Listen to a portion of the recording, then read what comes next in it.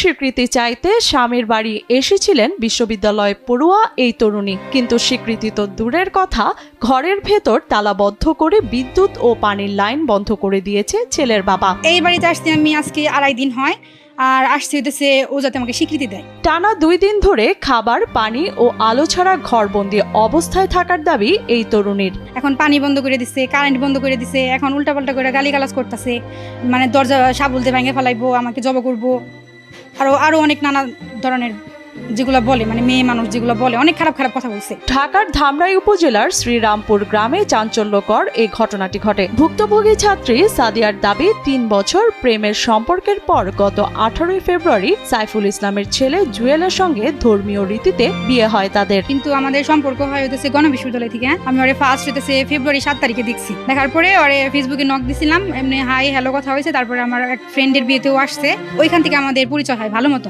পরিচয় হয়। প্রায় 2-3 মাসের উপরের মতন আমরা ঘোরাঘুরি করি, মানে প্রেমের সম্পর্কে জড়াই। তারপরে আমার পাশে থেকে অনেক চাপ দেয় যে বিয়ে, তোমাকে অন্য জায়গায় বিয়ে দিয়ে দিব। পরে আমি বলি, ও আমার আব্বুরে ডাইরেক্ট বলে যে আঙ্কেল আপনি অন্য কোথাও বিয়ে দিবেন না, আমি আপনার মেয়ে বিয়ে করবো। বাসায় এসে নিজে বলে, আমার আম্মুরে বলে গেছে, আমার আব্বুরে বলে গেছে সবার সামনে। পরে তারপরে তার ঠিক 2-3 দিন পরে আমরা গণবিশ্ববিদ্যালয়ের ওইখানে একটা মসজিদ আছে, সেই মসজিদের ওইখানে ওই নিজে নিয়ে যায় আমরা বিয়ে করছি, হুজুর দিয়ে আমরা বিয়ে করছি।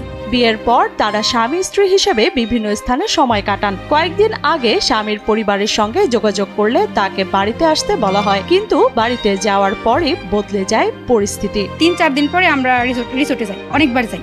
ওই আলাদিন পার্ক নামে একটা রিসোর্ট আছে, সেখানে আমরা অনেকবার যাই। তারপরে ওখানে তো অনেক টাকা পয়সা বিষয়। তারপরে আমরা বললাম যে ঠিক আছে আমরা ফ্যামিলিতে জানানোর পরে আমার ফ্যামিলি মানে নিছে। ওরে বলছে যে তোমার ফ্যামিলিতে বলো, ও বলে নাই।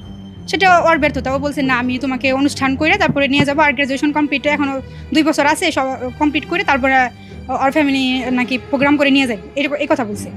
তখন ওর ফ্যামিলি কথা বলছে, কিন্তু এখন বলে যে ওনারা কোনো কিছু জানে। অভিযোগ ওঠে, বাড়িতে পৌঁছানোর পর জুয়েল ও তার মা বাবা সেখান থেকে চলে যান। প্রথম রাত তিনি বাড়ির বাইরে কাটান। পরদিন ঘরে প্রবেশ করার পর বাড়ির লোকজন ফিরে এসে তাকে ঘরের ভেতর তালাবদ্ধ করে দেয়। এমনকি বিদ্যুৎ ও আলো ও পানি ছাড়া ঘরবন্দি অবস্থায় থেকেও তিনি স্ত্রীর স্বীকৃতি দাবি করছেন। আসার পরে হইতেছে আমি তালা ভাঙা ঘরে ঢুকছি, যখন ওনারা শুনছে তখন ওনারা চলে আসছে। আমি যখন ফার্স্ট ওনাদের বাড়িতে এসে 1 রাত বাইরে ছিলাম, তখন উনি আমাকে দেখে তালা মেরে চলে গেছে। আর মানে উনার জামাই যে কই চলে গেছে কেউ জানে না। আমি সারা রাত বাইরে ছিলাম, একটা মহিলা, আমার সাথে আমার এক আন্টি ছিল, আর কেউ ছিল না। ছেলে বর্তমানে আছে, নানি বাড়ি আছে। সমাধানের রাস্তা তো কেউ কোনো পার্টি তো চাপতেছে না। তখন আমার কাছে আইসা যে বললাম, তাও বলতেছে না, সবসময় বাইরে উঠে গেছে। এদিকে জুয়েলের বাবা সাইফুল ইসলাম ঘরে তালা দেয়া ও পানির সংযোগ বন্ধ রাখার বিষয়টি স্বীকার করলেও বিয়ের অভিযোগ অস্বীকার করেন। যদি মনে করেন তারা প্রমাণপত্র যাই হোক যদি হয়, ছবি দিলে কি আপনি দেখেন না? আপনার ছেলের কাছে জিজ্ঞেস করছিলেন না? ছেলে কি বলছে? বাচ্চা হয়েছে, বাচ্চা ফেলাইছি, নানা কিছু পানির লাইন বন্ধ করে দিয়েছে। পানির লাইনটা বন্ধ করা হয়েছে।